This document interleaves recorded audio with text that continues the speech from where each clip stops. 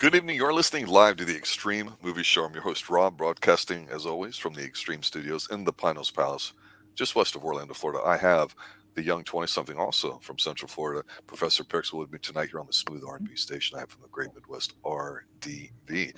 Tonight, ladies and gentlemen, I just want to say we're continuing our top 10 movies from 1987 in this case. And as always, these are not the 10 best, 10 most successful movies. They're just movies of significance that we find extreme. And as a bonus, we like to just include some runner-ups as well too. So spearheading that effort tonight as everybody rolls in the chat as usual, driving this 80s phenomenon known as the Extreme Movie Show is RDV. RDV, give it to me, 1987. All right, 1987. These are our top. This is the top 10 yet, but these are our runners-up, and these are good movies. And I know that Pixel probably hasn't seen a bunch of these, so we're gonna start off with February 13th. With our first runner-up, Mannequin. Honestly, Kim Cattrall was hot back then, and this was kind of funny for me. Andrew McCarthy. It's kind of a rom-com back in the day. Kind of, yes. Okay. You had the sergeant from Police Academy here playing the department store, Macy's, whatever you would call it. They worked at, if it was called. But I actually thought it was pretty cool. It was okay for a movie. Basically, he's living in New York. You know, he can't hold a job. He's basically been fired several times. Finally gets his job, worked with a mannequin, and one day, you know, while he's working, it was just her. She comes to life, scares the shit out of him. He thinks he's going crazy. And basically, at the course of time, you know, you realize that he's not crazy, and she actually is a person, and only he can see her. So basically, whenever people around. Like I said, they end up falling in love, and they end up breaking the curse, and that's it. They get married at the store. That's pretty much. So when he stoops her, she's still a mannequin. I mean, because it's basically this versus Weird Science. Yeah. Yep. He basically has the delusions of grandeur with his own sex doll. I mean, would their kids come out and be baby mannequins like no, little dolls? because the curse was lifted. Okay. Yeah, okay. Towards the end. I know, Rob, you never took a girl to see this. Hell no. Yeah. And you know what? While you have that up there, I have to point out this is one of the annoying things I started noticing in the 80s. You got Kim Cattrall, right? Yeah. What name is above her?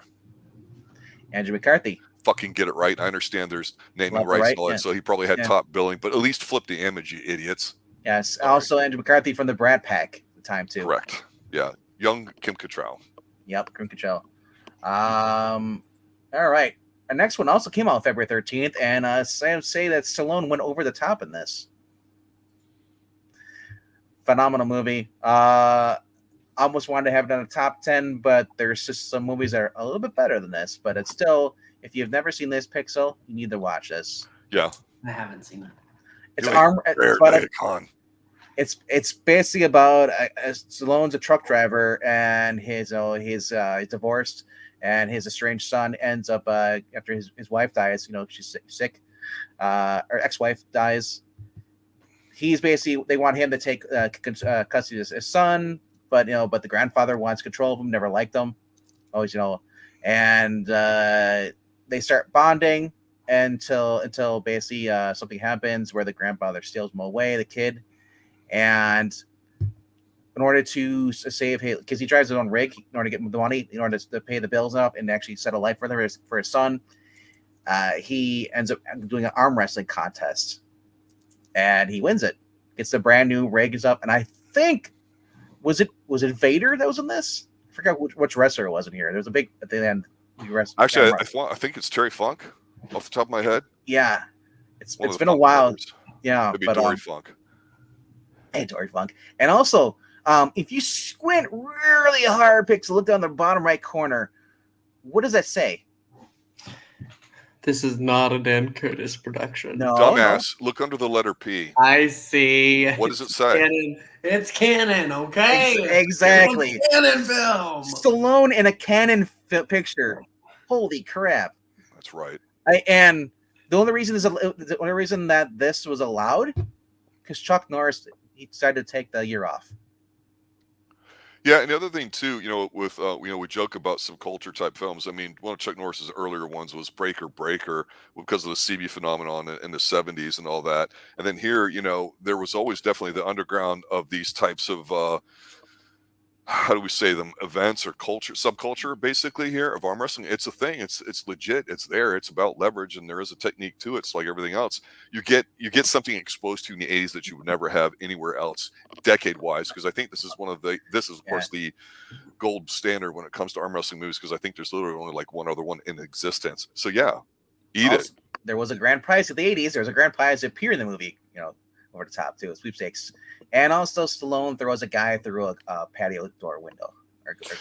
I gotta admit, I got a little hot when they're doing the arm wrestling because we know it's a cheesy movie, right? Yeah, When yeah. the guy pops him in the nose to fuck with him and get in his head, I respected the hell out of that. What a Yeah. cheap shit move. Yep. All right, our next one is I guarantee that Pixel hasn't seen this, but we reviewed this. I think December actually. It's Extreme Prejudice. Yeah. This is a good one. Nick Nolte takes no shit from anyone, not even his old lady, who ends up going. Yeah, because it's a Walter Hill film. Yes. Now, and not only this is that Powers Booth plays the enemy here. He's the gringo. That's now he's got his own army in Mexico, and he's basically shipping drugs across into the Texas border. Across going there. And because when Nick Nolte's old lady ends up going back with her lover, or at least we think that, but she gets kidnapped, and she goes back with Powers Booth across the border. Nick Nolte, with a group of soldiers, goes in there, soldiers of fortune, led by Michael Ironside. Yes. God, Michael Ironside's great in this. He's such a heavy. I had no idea that he. I was like, Michael Ironside's in this. I was like, holy shit! It's Nick Nolte and Michael Ironside, and you don't know who you can trust. All you know is that Nick Nolte is a badass. He's kind of like he's trying to channel Lone Wolf. He's a principled man. That's what it He's reminds very me well of. defined, so you can almost predict what he's going to do. The only question is will he be successful? Yes. Nick Nolte was super hot in this too. No homo for that, if that matters to you people. But there was a time when Nick Nolte was considered one of the most handsome men in Hollywood, and you see it in here. He's not smiling. He makes you feel like Texas Rangers, and Rangers are badasses in every film they're in. That's what I said. I'm just mad that him and Chuck Norris weren't in a movie together. Man, oh my God! I know, right? Oh yeah, this one's a very good film. I did not see this actually in the '80s. I watched it recently when we recovered it, and I go, as a kid, I don't know how cool I would thought it's been because I really love Powers Booth, but this is a phenomenal movie. This actually, I'm sorry, it's a runner-up. Yeah, I know, but there's so many in the top 10. It's like that. There's a lot of. I feel bad about the ones that are runners-up. That should be top 10s. Our next one is also Pixel. If you look over it in the bottom left corner. Yes, it's a canon classic. It is. Which corner is that in? Make the little sound that goes ahead. Canon classic every time. The bottom left corner. Yeah, canon films, you cannot go wrong, bro. American Ninja, Dudikoff. You don't care if he's, like the semi-decent looking guy next door that might be kind of cool or might be okay or might have a nerd. He's just there, but it's Ninja. It's American stuff. Part of the Ninja craze. It's incredible. Yeah, he's like the dad next door, the one that every woman wants, the hot guy next door who's got kids. But the DILF. The DILF, yes. Okay. And if it was a ninja, would that be a NILF? What? A ninja. No, so basically, if you don't know the story about Michael Dudikoff was they found him in a mall search because the movie was supposed to go originally. American Ninja was supposed to go to Chuck Norris, but Chuck Norris was busy, didn't want to do it. He was doing something else. One of the reasons, whatever. But so they found him, and it was a perfect fit, man. It was one of the best. American Ninja is one of the best '80s ninja movies. Not the best, but one of the best. But all right. Solid franchise. Our next runner-up, Spaceballs, a Mel Brooks film, which some might argue should be in the top 10 as well.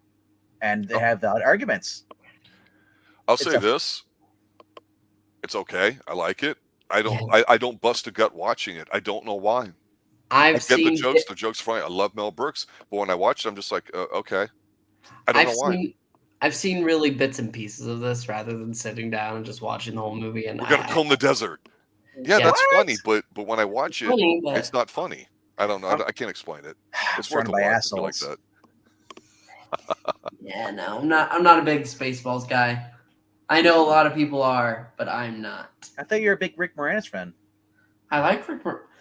I don't have to. I don't have to love Spaceballs to love Rick Moranis. He is like the main lead. That doesn't matter.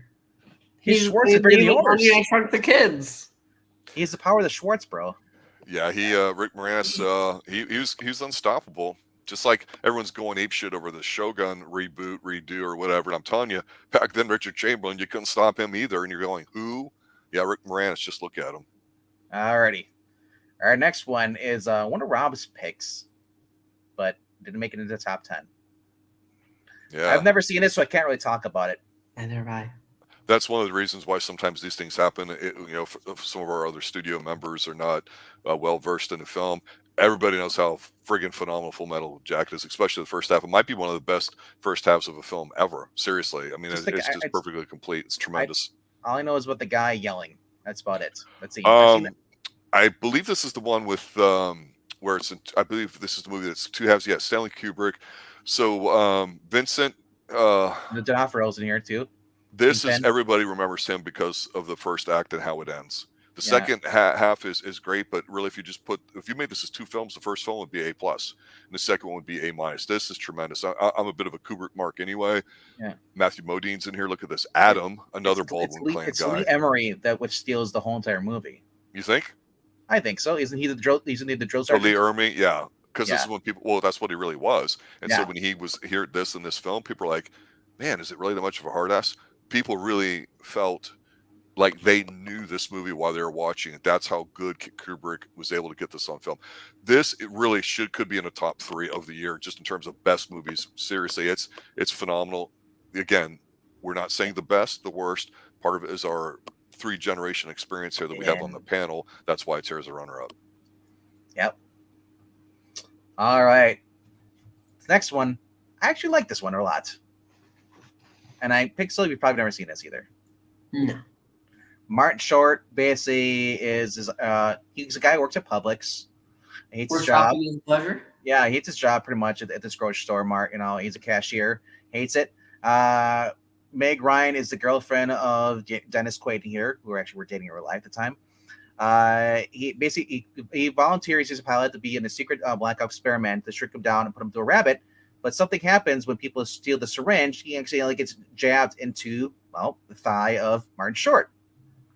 So he thinks he's in a rabbit the whole time, and he basically has to get he's a little ship. He's flying. And it's really cool how they did the special effects in this. And people are trying to capture Martin Short while he's in there, basically talking to him. He's got a little thing. Whenever he need optics, so he drills a little thing into his vein. He's in Martin Short just starts winking crazy. It is hilarious. It's one of my favorite movies. And after watching this, I was like, dude, Dennis Quaid should be Hal Jordan. This is the movie that convinced me for Green Lantern. But like I said, the music, Cupid, please let your arrow fall. Sam Cooke, but like I said, it's one of my favorite movies of the 80s. But I gotta admit though, there are better movies, and that's why it's not in the top 10. Okay. Our next one though is it's He-Man and the Masters of the Universe. He-Man. Perfect casting for He-Man. If you want a guy, yes. I said we talk about Chris Evans being perfect casting for Captain America, or Chris Hemsworth for Thor. Dolph Lundgren for He-Man. Tall, has the physique. Courtney Cox is in here too. And the Keymaster, the little elf. You gotta play the keys. Skeletor. Basically, the whole plot of this is Skeletor basically has captured the wizard or the sorceress from Grayskull, and now he has the power and he has He-Man's sword. So now he's like ultimate Skeletor. I have power. So Yeah. look at the right next to Dolph Lundgren. That name, Frank Langella. He Yep. was Dracula in the late 70s. He absolutely goes apeshit talking Yeah. about this movie and this role. I think he's phenomenal in it. He gives it a lot of super. He just elevates it. And again, offline, we just kind of did our next Bond film, which will drop soon, and that would be A View to a Kill. And in there, you'll hear me whine about how I didn't think Christopher Walken was that good in here. If you replaced the Max Zorin character with Frank Langella, holy shit, Frank Langella has got presence in here. And you're right, RDB. This is, as far as one of these kinds of movies goes, whether you call this a comic book movie or an animated thing, whatever, it's pretty good. And I can't quite read that name in the lower left corner. What is that? Pix, what does it say in the bottom left corner? I can't. Can you zoom in? It's a fucking canon classic. Canon Jesus films. Christ. Okay, another. No wonder I haven't seen it. Man, this is a good movie. Yeah. I mean, people talk about what's two movies from. There's 3 movies that Dolph Lundgren did in the 80s. You had Rocky IV, and then you had The Punisher, and then you had Masters of the Universe. Those are the top 3 to talk about. But our next one, though, it's the 4th movie in an awesome franchise, and this guy has just got a death wish.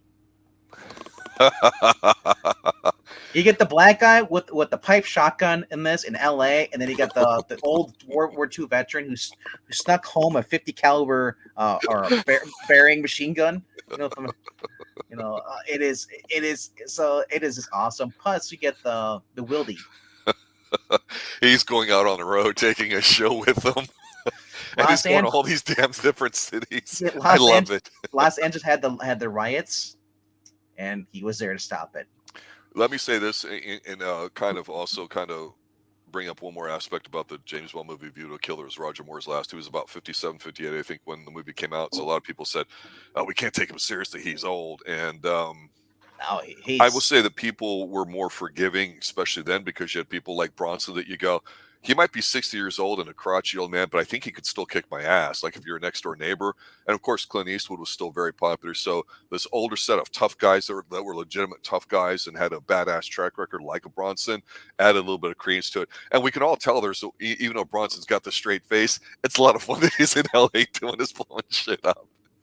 Yeah, I said Bronson's like the sweet old man, but you wouldn't expect that he's this guy who's just like, see that punk over there selling marijuana? He's gone. He's the No, but serious question, Pixel. Yeah. Have you seen any of the Death Wish films? Haven't. Not even the first one. We've been over this multiple weeks in a row. I haven't seen this. The Death Wish. You have a lot to watch, bro. Instead of watching show tunes on YouTube or your dramas, you should be watching these badass manly films, bro. Get rid of the yellow shirt. Get a nice dark blue shirt. Mickey Mouse shirt explains it everything. Mickey Mouse. I know that you find some of the prints that we put on there as you're going through them, RDV, and I see that you've got Death Wish 4 pulled up there, but I don't know off the top of my head, but I'm going out on a limb here. I think this might be a canon film as well. It's a fucking canon. I know it is. I know it is. Yes, it all is. It's all canon all the time. Because canon was awesome. I don't like when there's a reason why people love canon stuff, because when you go AU off script, people don't like it. It's not canon to the source. I see what you did there. All right, our last runner up is one of Jesse Ventura did 2 movies this year. This is one we're going to talk about is probably, I'd say, might be as lesser known unless you're a big fan of this movie, but I'd say a lot of people today might still know if you've seen this, and it's been running through my mind all day. The Running Man, Michael Crichton book turned into a film. I believe Michael Crichton. I'm not sure. Can't remember who it was. I might be wrong on that. You have to look it up. But dear God, this was a fun movie. It's one a game show. I read the book. The book's fun too. I think that's the first time you ever told me to read a book. Well, because not many books are as good as the movies. This is Stephen King. Oh, Stephen King. Okay, Yeah, I it I feels remember. like the King one. Yeah, This is but a good film. It's yeah, entertaining, and Richard it's Dawson's phenomenal in it. basically He didn't kiss anybody though. prisoners are basically taken from from this facility, and put into this game show. It's like American Gladiator where they try to kill you. Jesse Ventura plays one of the gladiators, and in there he tries to kill you. And I forgot who the other guy was. There's the other actors in there. I think he was pretty important too. Can't remember what his name is, but very fun. And Arnold just basically does what he does best: kicks ass and survives, and then blows everything up. I will say this, in the 80s, again, with the limited amount of stuff you had on there, you can argue if the quality was higher, but like people loved Yeah. Carson. People loved The Family Feud. Some people loved Jeopardy. Richard Dawson been around for a very long time. I believe Hogan's Heroes and some other things too. He was Mm-hmm. always known for being that guy, but he's such a prick in here. He elevates the movie tremendously. Yep. Yep. Again, something that Christopher Walken doesn't do, and I think has the ability to do. And what was interesting about this film, I have joked about how films have changed in 85 to 86. And I even mentioned here at the beginning, there's a lot of cute films. There's not really a lot of violent films. It's almost cartoonish way things are changing a little bit here. But I'm just looking at this film going, it did not do that well. And Yeah. I remember a lot of people saying it, and you go, man, it's an Arnold film. And you're like, yeah, it's okay.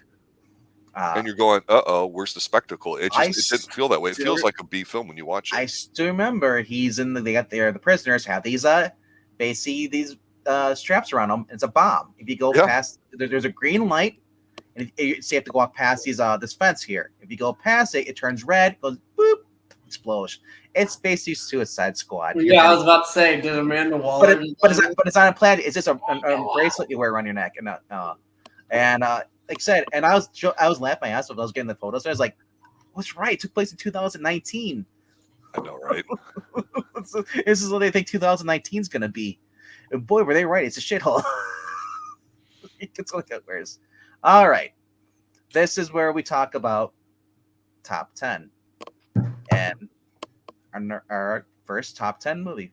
And just to reiterate to people listening, as we go through this, it's the 10 that we do here is, again, not the best, our favorites. It's just a combination. Yep. Some of them might be ranked lower because some of us haven't seen them. Yep. That's okay. We're just here to kind of talk briefly about films that we think are interesting. But March we're also 6th. going in the order in which they were released too. So Yes. the first film, the last film that we're going to do is not the best film. It's just No. the latest in the calendar year of 1987 in this case. March 6th, Lethal Weapon.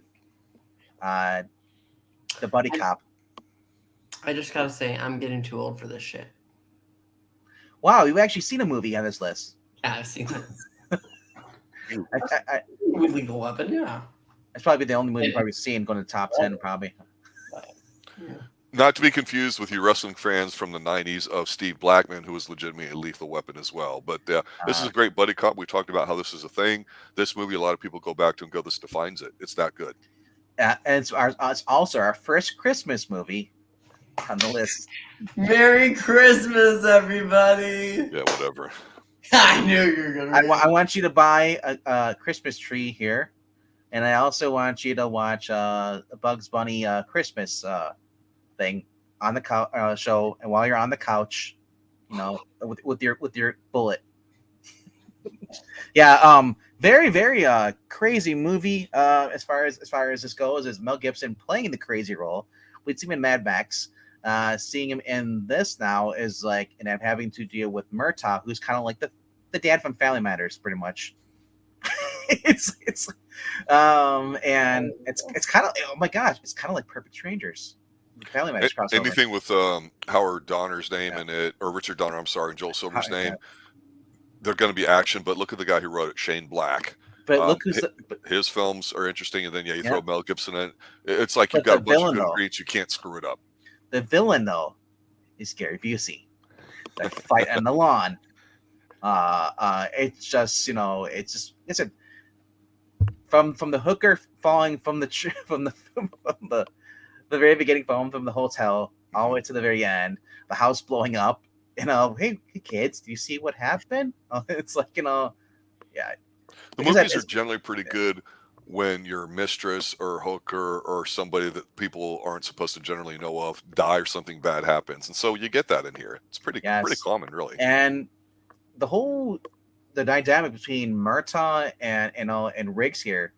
When he finds out, because he's like, I'm paired up with this guy. At first, he thinks because he sees Riggs has I believe he had a gun, and he thought Riggs was what was basically a quick in a precinct. So he tackles him, and then the whole it's gonna be a great film because especially when you get to the parking lot scene where they're talking, and from there on, and then there's a scene here where a guy wants to jump. He's like, "Oh, you want to jump? Handcuffs him. Let's jump then, motherfucker!" And then Gibson jumps off the thing. It is like when Murtaugh finds out this guy actually is suicidal. You really want to die. It's like that's it's like, and then their relationship starts to actually mature. Is that they actually become friends. Because up to this point they're kind of partners. They kind of don't like each other.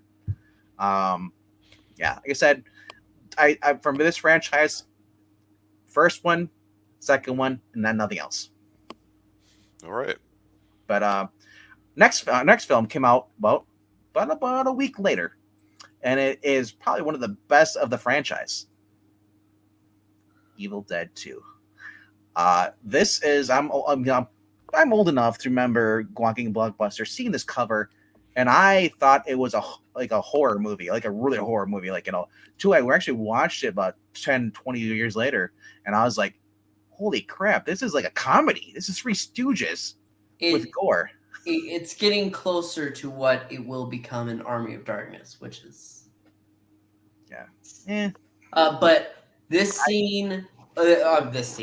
movie with him fighting his own hand, that's all you need to know. Knocks him out with a knife, and then he sees the knife. Oh, yeah. He's like, God, yeah, fucker. Yeah. Has he had a chainsaw hand before?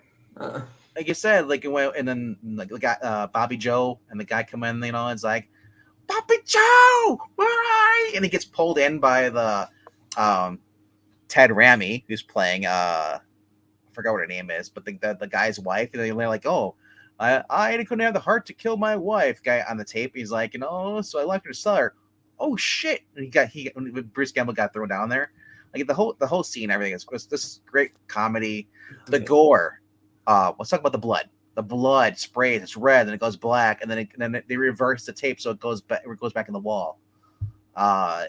Fun stuff. We saw the claymation in the first movie, Evil Dead. So they kind of went a little bit away from the claymation, but I did like the fact there's a scene here they really amped it, like it basically wanted to make it like more like a Three Stooges stuff, and I think that was the perfect niche for this because there really hadn't been anything like this for horror movies. It was slashers, and that was it. There was no comedy. They threw comedy in this, and I think that's what really stand out for a lot of the 80s movies. That's why I wanted it on the list. We have some more horror movies later on the list that actually go good. You're absolutely right. It was different, and so some people don't know how to take it because, again, the first one, wouldn't you say it's a little bit more serious? It is until you get to the end with the guy turning into the Deadeye and just floating. I was like, wow, that's really, he's eating the hair. Yeah. And I was like, it was kind of weird. It's a really good film, and at the time, this is the type of film you're going, man, all these cute films, where do I see something a little bit different? Oh, I'll go to a midnight movie, and this was where I saw it, and it just works when you go see it late at night, and it's a different thing. It's a good film, but I agree with you, Pixel, that it is turning into what the third film would be. Like the intro is like, dun, dun, dun, dun, the old fancy, like the 20s, like music playing on the phonogram. Like it's a fun movie, and it's not like it was Evil Dead Rise reboots now, where they're like just completely straight up gore. Like they went away from the comedy. So, which I made it much better for Evil Dead because the whole Ash being an idiot stuff. You take away that, it's just to me, it's just a regular horror movie. That's all it is. Yeah, it's different. Yeah, and that's why I liked it. All right, our next one it came out in June 5th. And that is The Untouchables. Fantastic movie. Pixel, have you seen this? Haven't touched it. I watched the story interview with Bob Hoskins talking about, rest in peace, man. But he said, the director, or producer, he's like, I wanted him to come in the role, but he's like, then Robert De Niro. He's like, oh, I was kind of let down, right there. But Robert De Niro was a really good role for this, playing Al Capone. But Bob Hoskins like, but you know what? I got $200,000 because he called me up later. He's like, I'm sorry for your time, but he's like, he's like, is there any other movies you're making that you don't want me to star in? Basically, because he wanted to get more money. Kevin Costner is great in this. Sean Connery was an unexpected, part in here. And in the horse, of course, we have what's his name? Andy Garcia. Andy Garcia. Yeah. Yeah. Who I haven't seen in the movies in a while. Was prominent in the 90s, late 80s. So, like I said, gangster film. We talk about Public Enemies. We talked about some of the other ones came out. I like this. This is a phenomenal film. It's Brian De Palma. He Yeah. did Carrie. He did Dress to Kill, which we reviewed. He did Scarface, and we talked about Scarface, a few weeks back in 1983. People came at this movie and said, "You got to see this movie. It's fucking good."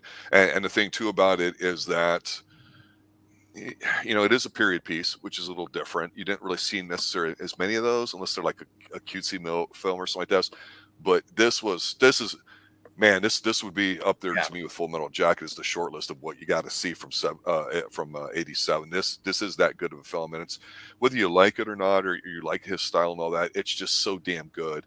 I mean, we had Mannequin on this list for God's sakes, and that's not Mannequin or if anybody likes it or whatever. But this, you go, okay, it's a nice reminder of how good films can be, and this is tremendous. Especially period films. I love that. I love period films, and they paid attention to Hollywood. It wasn't too much where they changed stuff. It was actually more respectful. But, yeah.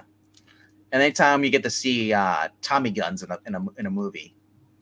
Wow. Yeah, but this is where people, even though Connery had been Bond, he was going through another part of his career where he was in films and stuff like that. And we talked about Highlander, and so you're going, well, is he just going to be this old guy just playing B-level roles, and we appreciate him? Who would have thought at this point that he was actually kind of like gearing up for a really massive kind of performance where people just loved him in this and everything else there too, because he's not just another guy in here. He's just that damn good. And Costner's early on in here too. He became the Paul Newman in Hustler. Or what was a Hustler? What was it called? We just watched Color of Money. Color of Money. Paul Newman became kind of like the supporting actor, like Morgan Freeman's always been a supporting actor. So he was kind of transitioning. He wasn't the lead role, but people saw it pop because like, oh my gosh, Sean Connery, love him no matter what he's in. So it really added to this movie. You take Sean Connery out of this movie, I don't think it would have been as good. Yeah. It's you can't not think of this movie without Sean Connery. I agree with you. Yeah. It's like The Rock. You take away Sean Connery out of that film, you replace him with somebody else. No, thank you. All right, our next one was part of our Thunderdome, and this came out on June 12th. It is Predator.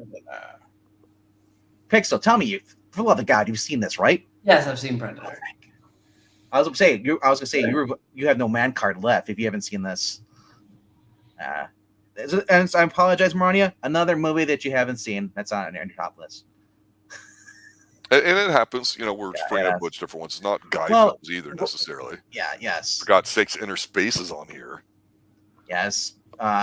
Mannequin's on there too because I'm more of a hopeless romantic. Okay, I got a heart.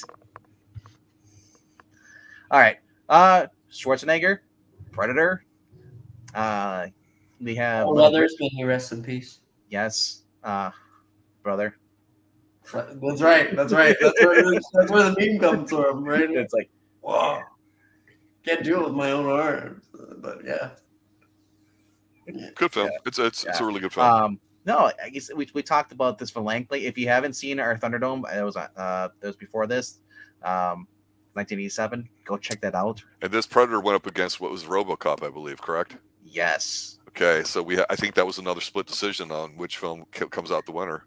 But like I said, a very fun movie. Like I said, 2 Arnold Schwarzenegger films in 1 year, and honestly, I want to start doing that. If we have 2 Chuck Norris films, I want to see which we're going to do Thunderdome, which is the better Chuck Norris of that year. Same thing with Arnold though. Like I said, I've like Predator versus Commando. I want that lineup too, man. I mean, there's so many possibilities we can do with matchups with Thunderdome. But no, Predator. What's that? Do a bracket list. Yeah, I know, but We'll have to wait till after March. The Okay. brackets are full. But yeah, no, Predator's just really good. Favorite scene? Not one off the top of my head. Come on, do it. Kill me. I can really I still like the scene, like, is when they're in the helicopter and Tall Sally, by Little Richard's playing, and he's like, this'll get you hard. Jesse Ventura. It's like, hearing Carl and he's- Weathers talk about how they filmed the movie was a delight because he goes they ahead actually and were in the describes- jungle, and he actually lost his arms. It was crazy. because he talks about being in the jungle, and obviously they didn't have the costume ready or anything. They had to follow this little laser pointer to go ahead. Okay, guys, look over here. And so that iconic scene where they're all looking up, they're just looking at a little ball, like. But that actually is. Yeah. Also, Predator Vision, which is from Wolfen. That's right. All right. Our next one was just kind of mentioned ago, but this came out a month later, July 17th, and it is RoboCop. Haven't seen it. You've never seen this? No, I saw the reboot, but didn't see the original. No. You saw the reboot. Oof. Ooh, ugh. Ugh. That's. Ugh. It's better than the 2016 reboot. So RDV, this one was in our Thunderdome, which is like a 2-movie preview of whatever year we're doing. Like we'll do on Tuesday night, 88, right? Versus Predator. I picked RoboCop over Predator, and we went through the goods and bads of both films, some of the things that made us decide which one we prefer and all that too. But music's by Basil Polidoris, who did Conan. Mm-hmm. It's Paul Verhoeven's kind of a wacky dude. The violence level here, this might be the standard bearer of actual violence in 80s films, on the RoboCop scale, 1 to 10. It really is. Like I said, and if you haven't played the new game that's out for PS4, it is just awesome. A lot of violence. Talking about people getting their hands blown off by the gun and shoots it. It's gone. Well, if I recall, you kind of mentioned the concept that you liked about RoboCop was that even though he's half man, half machine, half amazing, whatever, you're goofing, how there's the human element to it that you kind of actually feel that normally you don't. And yeah, I said, like, it was like the guy is tormented because he's still, even though he's alive, he has memories of a previous life, and then he finds out in the database, and he has a little spike. He's like, "How are you gonna do that?" Spike comes out of his hand. The guy's like, "Oh shit!" And he puts it in drive, and that's how he able to basically go to the database, and he finds out Alex Murphy deceased because he's having flashbacks of this woman kissing him and his little kid dressed up as the devil because it's a Halloween memory. Mm-hmm. And he realized, I'm Alex Murphy, and he remembers. He's like, "Oh shit, I died." And then he remembers how he died. He's in the chair, and you see him, and people are always, you seen that gif where RoboCop's in the chair, like you see, like they always make a masturbation joke about it, but he's haunted. He's having nightmares, and so OCP's like, well, he's defective. Like, how about we just erase him? And he's got this partner, his former partner, who basically is like, she's like, no, that's he may be legally dead, but he's still alive. You guys did this to him. Erasing him would just be torture. Yeah. So anyway, it's also a thing too. It's also a dilemma. It's like, should they erase? Who's right? Should they reset him, or should they keep him the way he is? Either way, it's torturous. Yeah. Our next movie coming out in July 31st is, well, one of the best soundtracks of the 80s. Lost in the Shadows. Say hello to the night, get lost in the shadow. And also has the best saxophone player in the beginning. Rob. If only it was a good movie. Wow. If only let me shut up. Let me guys fight it out for a moment. Go ahead. No, I don't.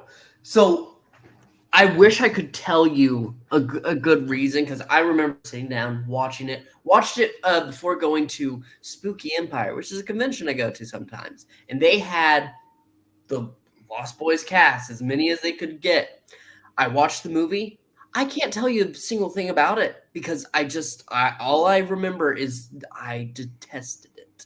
I did All not right, so- enjoy it for a moment. Let me tell you about this. Michael and his brother, with their divorcee mom, moved to small town California. Yeah. Corey Haim befriends Corey Feldman and this other kid at this comic book shop. Yes, and they had Marvel comic books. It's always great to see that. And it was a make believe comic book shop, but it's always fun to see that stuff pop up in culture because it was big in the 80s. So Michael, the older brother, he's this girl. Her name's Star, and he's drawn to her at the concert. And then he meets she has these friends, and he wonders, why can't I see you during the day? He gets drawn into it, and eventually, the whole Maggot scene when they're in the cave, they're or they're hanging out, is like, here, have some of this, and he looks, it's all full of maggots, and then it's not. It's like, I love that kind of messed up. So Michael and David, played by Kiefer Sutherland, and David basically wants to basically turn on Michael, but he's also kind of threatened by him too because Star's his girl. Meanwhile, their mom is being courted by, we don't find out the end of the movie, but he's, I guess, I forgot, was he the head vampire? I think that's what it was. He's the one that's turned him. Of course, we got Alex Winters in there from Bill and Ted. Those just randomly pops up, and I was like, wow, that's Bill. And yeah, like I said, I love this. I love the soundtrack. I love the sense of it, the thrill of it. Where they're like, "Come on, Michael, you're one of us." Now they jump off into the fog, off the train, the bridge for the railroad. Like I said, I enjoy this movie all the way through. I can watch it over again. But I admit there's another vampire movie that came out that is just as good, but not as popular. Yeah, I'll say for The Lost Boys, I agree with Pixel. I think this movie's trash. This is everything wrong with the 80s. They're a bunch of wimps. I'm watching this film going, wow, they're really scraping the barrel. This is like what the Duffer Brothers thinks the 80s are or something, I guess. I don't know. It's just, I'm looking at all these guys here, and I just want to laugh in their face. They'd all get beat up if they were here in the mean streets of Pine Hills. It's obviously not supposed to be scary. It's not supposed to be terrifying. I legitimately suggest that this movie is the transition from vampires being cooled and whatever to being a joke, and we would go see this all the way through the 90s with the Interview with the Vampire movies and everything there too. I'm waiting for the vampire thing to turn back to something serious, and I thought Voyage of the Demeter might do it, but no, that thing bombed. Even worse than The Lost Boys, which to your point had a soundtrack and then everything going for it except for plot and substance, which is typical of the 80s. I gotta ask. So Jay says you guys are all out. And Burr says y'all tripping. Listen, it's just, I'm sorry, just taking a teen drama movie. You have wait. So now you romantic don't like teen. rivalry in Karate Kid, and that's enjoyable. Go ahead and have. Wait. Did you say Karate Kid's enjoyable? I would rather watch Karate Kid than Lost Boys. Whoa. And I don't like Absolutely, every single Karate Kid. time, because Karate Kid is a good movie. This is not. Karate Kid with Daniel. I will go watch Chesapeake Shores because it's got the late great Treat Williams in it over this. I would go watch Pretty Little Liars than this. There's a bunch of teen kind of crap I would watch rather than The Lost Boys. The Lost Boys, this film should stay lost. Thank you. Oh my gosh. I think this is the first time Rob and I have been on the same page. Just yes. So here, no, I'm gonna bring up a serious question though. Okay, so when people saw this film, a lot of people already kind of had the same thing. Oh, this is a cool film, blah blah blah. And there's some neat scenes in it, right? And it's cool with the beach and all that stuff, right? Yes. But then when you say what's cool about it, oh man, it's just the blah blah blah. And this is a perfect example of cool substance over styles that the 80s was known for. That's The Lost Boys. What's cool about the Frog Brothers, the fight scene at the end between David and Michael. I love it. And Michael slowly turning into a vampire, and and Corey Haim's character. It's like it's kind of like you'd say with the Goonies in that sense. The Frog Brothers taking on vampires. No, wait, you said you hate the Goonies? We don't I never cared for it, and I think when we talked about it, Rob wasn't a big fan of it either. That makes sense then. Yeah, This is I don't know. Goonies with vampires. But we're running out of time. You guys are both wrong. Let's go to the next movie. I want to hear Rob complain about this movie too. Are you saying that my argument is inconceivable? August 9th. The Princess Bride. one of Mel Brooks' best movies. Oh boy. As You Wish, Rob. Oops, wrong one. I guess it's like half of a grade letter grade better than Lost Boys. I just can't watch it. Really? I Yeah. see Like this. Spaceballs. I just there's a certain amount of cuteness that at some point, you know, you just revolt from. And by 1987, I was starting to feel it. And this is one of those films. It's not, I guess, a bad film. I couldn't tell somebody to go watch it. Oh, it's so cute. Go watch it. Yeah, thank you. You want romance? Go watch Starman. It's not like even the romance part is what draws me into it. I just the performances from everybody. It's a film that's gone that when it came out, it wasn't popular, not at all, but it became a cult film essentially, and I can see why. Like I love all the characters. I love everything about that. I just think it's fun. It's nice. It's light. It's not anything offensive. I mean, Rob's mostly dead. Not dead. Mostly dead. I have in this more movie. life than you two combined, gentlemen. Billy Crystal is great in this too. I said, Yeah. Andre the Giant, Manny Pacquiao. Yeah, it's just look surprised there. Like when I mentioned Manny Pacquiao. Yeah. You killed my father. Prepare to die. You know, it's like My name is Inigo Montoya. Inigo Montoya. Prepare to die. Prince Humperdinck. It's silly names. It's a bunch of silly things. RUSS. Don't believe it. Those are just tall tales. Oh shit! Here comes the giant rats. I guess it's a silly movie. I love it. It's It took not me a long time to see it. Like well, you were born in 1998. But even then, like, because I had older siblings, they loved the movie. They would go ahead and quote it to each other. It just took forever until I actually sat down and watched. And I will say this, I mean, I like some of these cutesy type things because my taste typically don't run toward cutesy. I will say that the 80s did offer a lot of what we would call family-friendly entertainment, a lot of films that would try to be Mm-hmm. fast, talkative, quotable like this. You definitely had a variety. And again, we pointed out themes here in Extreme Movie Show and how the 80s have changed from the early action, kind of more intense, male dramatic stuff to more of this stuff because that's what audiences wanted. It's a reflection of the time, and can't argue with that at all. And if that's your take, that's great. That's why we do these sort of reviews. So yeah, The Princess Bride, to your point, Pixel, did become kind of cultish and that people really like to enjoy it because people do want to laugh at cute stuff and have fun. And this is very attractable to a lot of people out there. So nothing wrong with that whatsoever. But again, it's also remarkable how this would kind of drop off going into the 90s where you may not have many of these types of films. Yes, and we're not allowed to make fun of Will next year. Go watch the review. Yeah. All right. Moving on. We talked about Lost Boys, so it's only right that we talk about, some would say, the better movie. Came out October 2nd. Lance Henriksen, Yeah. Paxton, Near Dark. And I was praying for the end. It was a good movie, but it was parts the main character, I was just praying for him to die. Why? It's like C. Thomas Howell. I don't care for that actor. I'm not sure who the actor was in this one, but it's got the same feeling. I'm a good old boy. Here comes this girl, and she turns me into a vampire. And now he's, it's just, I don't know. It's like kidnapping a guy from like a line dance, at the bar. It's like, and just taking him. Like I said, I didn't care for the main character. Bill Paxton, I thought was kind of crazy. I love the bar scene. The bar scene is the best in this. But the little kid, man, was just annoying. The little kid vampire.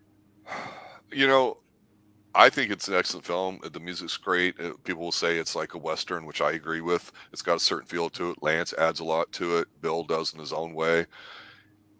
It's different. Pixel, I'm scrambling for the name of the female vampire film that we reviewed a while ago during the holidays. Lesbians?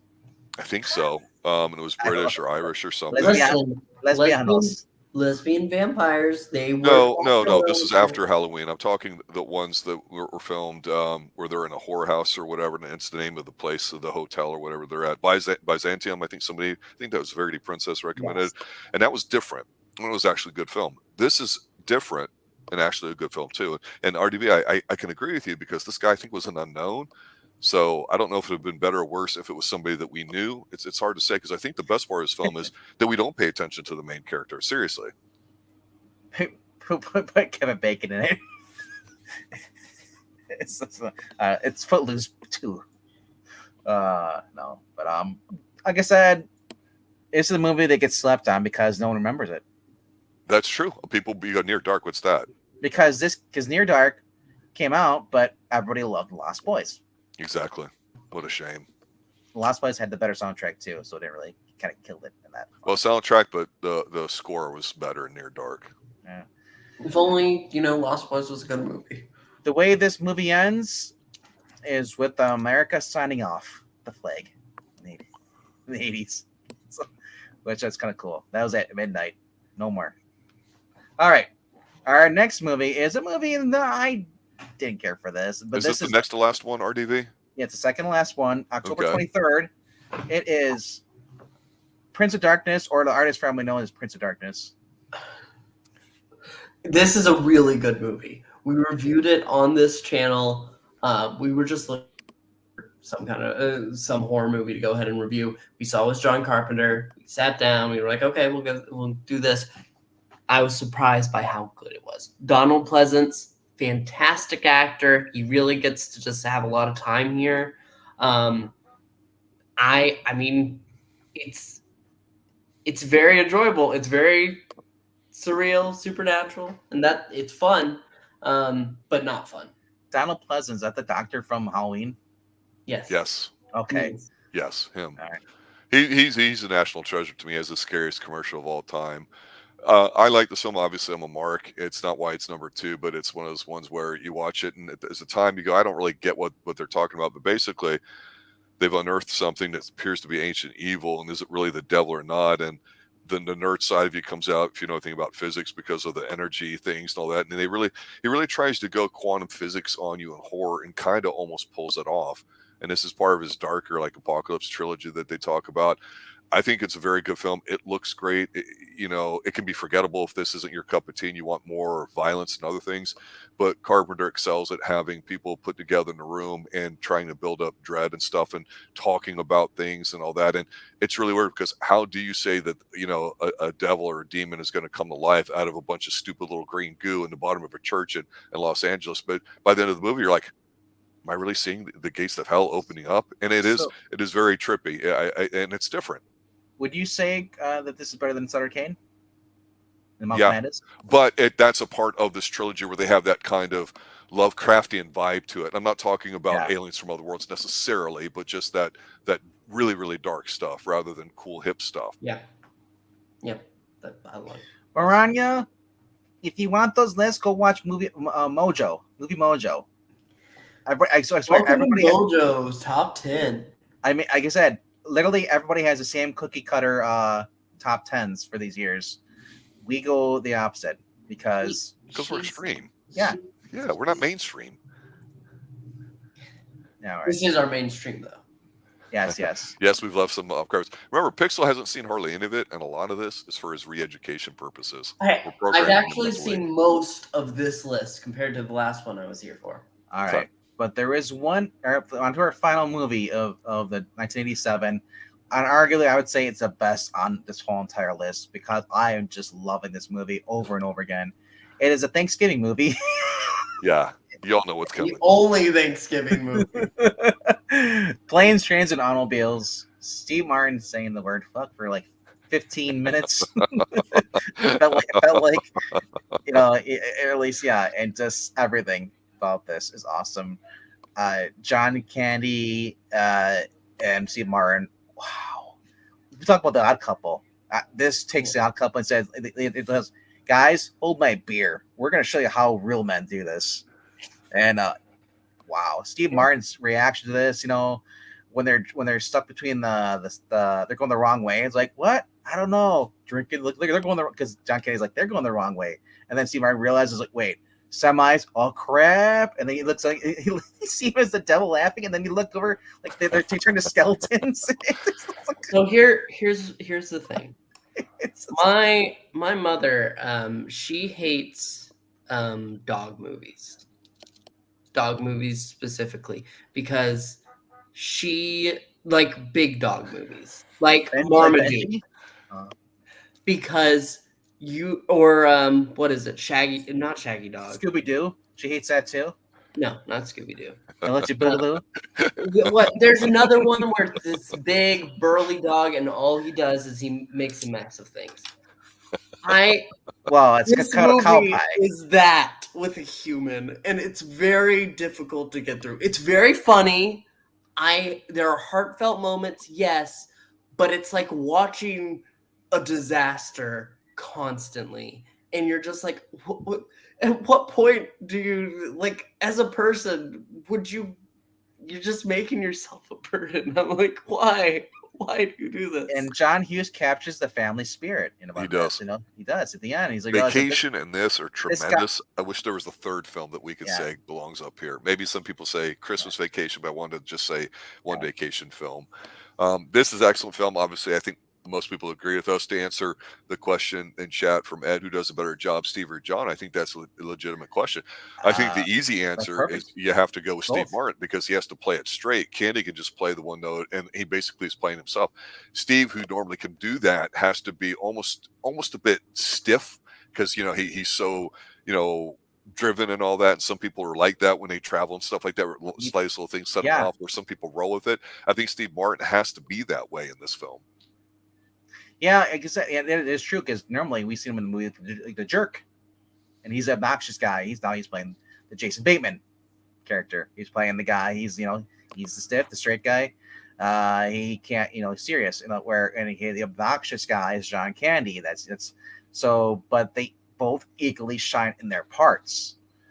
John Candy's smoking and also eating. So, It's funny. It's just funny to watch. It's you're watching it like, no wonder this guy died at a heart attack. And like I said, he finally, towards the half of the movie, you realize that, wait, John Candy doesn't have anybody. This guy is. You find out that this guy has been lying. It's not, oh, my wife's back at home. I do travel. I sell shower curtains, rings up. He's lying. He is just very depressed. And at the end, like Steve Martin realizes too, it's like, oh my gosh, this guy's suicidal, pretty much. And it basically brings him back to the brink, invites him over for Thanksgiving dinner into this, and you're right, Pixel. Real life, a lot of people wouldn't have put up with this, but I'm done, But I believe that there is one person that probably would stay through with someone through all this, and all the craziness, because they are just that, nice of a person. No, Yeah. I believe that, but Steve Martin, like in this movie, to say he is that nice of a person, it's not. Steve Martin is a nice guy in here, but he's very stern, and so again, you expect a certain level of professionalism and all that, and when you travel and deal with that, obviously standards have gone down, and here's a guy that stuff triggers him, and I get it. That's his role. I mean, that's what he's supposed to be like. I can't stand waiting in the lines for a minute. I can totally sympathize, and I think that's where John Hughes does such a great job of capturing the different types of personalities that you'll encounter. And of course, traveling now is a shit show more than ever, but back then it was seen as a bit more glamorous. So to have any of these kinds of things can be extremely frustrating, especially for Thanksgiving. What's Thanksgiving? Back then, much more of a family-oriented thing than people would even argue about now. It's a tremendous film. It really, really is. Yeah, like I said, it's definitely good. It's just a little bit hard. And Maranya, I said she hates like those big disastrous dog movies. She doesn't hate every dog that's ever been in film. Yeah, she totally loves Air Bud. Well, let me bring up Maranya's thing here as we're winding up here with Good Morning Vietnam. It was definitely an extremely popular movie. Robin Williams is a stand-up comic and becoming an actor, and of course he was on TV too with Mork and Mindy. He was obviously very big. It's what they call it, a comedy, I guess. I guess for me, the people that I grew up around when I was younger treated the Vietnam War or World War II with a certain amount of reverence. So I'm not shitting on the film because Yeah. I think it's a good film, but it's exactly what you remember it as, a It was- comedy. And so to and- me, having the Vietnam movie like this being a comedy, even though Robin Williams has that tremendous amount of energy, whether it's, whatever his backstory is and all that, drugs or any of that kind of stuff, the way he was wired, it's a bit exhausting. I don't know. I see Full Metal Jacket and then I see Good Morning Vietnam. They don't exist together in my world, if that makes sense. And I think maybe it has to do, even though they might have been B-level films, RDV, I've talked a lot about the canon films with Chuck Norris, Mission in Action, all that kind of stuff. I guess when I see a film that has something to do with that, I was expected it to be that way, not there to be a comedy. So it's definitely not a bad film. And yeah, it was definitely one of the more popular ones and also successful ones financially that year. I can't knock it, but that's not what we're trying to point out. And also, again, the three of us may not have all seen it, with three different generations viewing it, where we all put in like 10, 15 films. We just compile a list and say, all right, let's talk about these. That's really how it goes. So it's not meant to trigger anybody. We definitely aren't going to agree with everything because what the hell kind of show would we have? But yeah, it's Good Morning Vietnam. I mean, obviously very popular, but between that Full Metal Jacket, who's really going to which film's really going to be remembered? It's not Good Morning Vietnam. We're not ranking this as the best. It's not called the best movies of 1987. These are our top 10. And a lot of times there's all movies that Rob wants to be in the top 10, but Pixel wants his on there. So I'm like, but I also want mine. So a lot of movies get bumped to the runners ups, and then we run out. And the problem is that then the runner ups get full of movies, and then there's movies that I want to put on there, but I'm like, man, but I love this. I love this. I love this. There's a lot of movies that get pushed off. But like I said, the great thing about YouTube in top 10 lists, they're endless. You can revisit these as much as they want. And we plan to. Yes. Yes. One day. But We'll come back. that is it for the top 10 of 1987. Holy crap. A lot of good movies, even though it's the end, but you notice there's a lot of action movies. Yeah, that's true. Because Chuck Norris said, he said Chuck Norris allowed these movies to be in the top 10 because he took the year off. Because next year he'll be coming back with at least 2 movies. Missing in Action 3. Oh man. Anyway. That's it, ladies and gentlemen. Like RDV was saying, we'll be doing on Tuesday night. We'll be doing another Thunderdome where 2 movies enter and 1 movie leaves. And that'll be for 1988 to kind of prep us for next Sunday when we do 10 films and some runner-ups for 1980 as well. Anything you need to plug, RDV? Not much. So if for those who are a fan of the Geeky Puppet Show, well, we will be live in about 5 to 10 minutes. So check out that to get 2 readings, which we do. Yeah. So have a good night, guys, and as always, stay extreme. Good night now. This was not a Dan Curtis production. Am I supposed to press to the end? Well, I figured you were. Or you launched it, so yeah, end it. Okay, goodbye. Jesus.